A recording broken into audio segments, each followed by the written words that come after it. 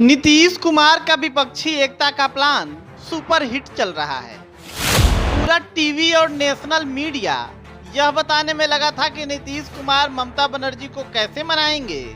उस ममता बनर्जी ने नीतीश कुमार के नाम पर हामी भर दी है। जब सारे राजनीतिक जानकार और सियासी रणनीतिकार यह मानकर चल रहे थे कि यूपी में अखिलेश यादव का सपोर्ट नीतीश कुमार को कैसे मिलेगा, उस अखिलेश यादव ने नीतीश और तेजस्वी के साथ मिलकर प्रेस कॉन्फ्रेंस कर दी। विपक्षी एकता के सूत्रधार बने नीतीश कुमार देश की राजनीति में विपक्ष के कई अहम राजनीतिक दलों को जोड़ते दिख रहे हैं और इनमें उनको काफी हद तक भी सफलता मिलती हुई दिख रही है। पिछले दिनों कांग्रेस के दिग्गज नेता मल्लिकार्जुन खड़गे और राहुल गांधी के मुलाकात से बाद नीतीश देश की राजनीति में एक अहम फैक्टर बनकर काम कर रहे हैं। जब पूरा टीवी मीडिया की डिबेट में यह चल रहा था कि क्या केजरीवाल नीतीश को समर्थन देंगे और कई तरह के तर्क और कुतर्क चल रहे थे, ऐसे में केजरीवाल ने नीतीश का साथ दिया तो पूरा देश चौंक गया।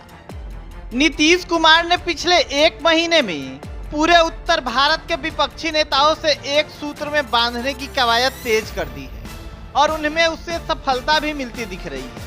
भारतीय जनता पार्टी और सियासी रणनीतिकार से लेकर गोदी मीडिया तक भले ही नीतीश कुमार की इस कामयाबी की चर्चा ना करे, लेकिन देश की राजनीति में नीतीश कुमार ने तो हलचल ही पैदा कर दी है। नीतीश कुमार को महाराष्ट्र में उद्धव ठाकरे के साथ साथ राष्ट्रीय कांग्रेस के दिग्गज नेता शरद पवार का भी साथ मिल गया है। इसके अलावा दक्षिण भारत में तमिलनाडु के मुख्यमंत्री एम.के. स्टालिन नीतीश के साथ कदम से कदम मिलाकर चल रहे हैं। विपक्षी नेताओं से मुलाकात की यह सारी कवायद लोकसभा चुनाव 2024 को लेकर के है। नीतीश कुमार के अलावा विपक्ष के अन्य नेता भी इस मुहिम में शामिल हैं। तेलंगाना सीएम केसीआर ने अपनी पार्टी राष्ट्रीय तेलंगाना समिति को राष्ट्रीय स्तर पर भारतीय राष्ट्र समिति नाम से रिलॉन्च कर इस मुहिम को बीते दिनों तेज कर दिया था। तमिलनाडु के मुख्यमंत्री स्टालिन भी लोकसभा चुनाव 2024 से पहले विपक्षी नेताओं को एकजुटता करने की वकालत कर चुके हैं। बंगाल की मुख्यमंत्री ममता बनर्जी ने तो साफ कह दिया कि भाजपा को आउट करना है। दूसरी ओर नीतीश तेजस्वी से मुलाकात के बाद ममता बनर्जी ने यह भी कहा कि नीतीश कुमार तेजस्वी यादव ने भाजपा के खिलाफ अच्छा काम किया है। मैं इनका स्वागत करती हूँ। आज हमारे बीच विकास और राजनीतिक संबंधी बातचीत हुई है।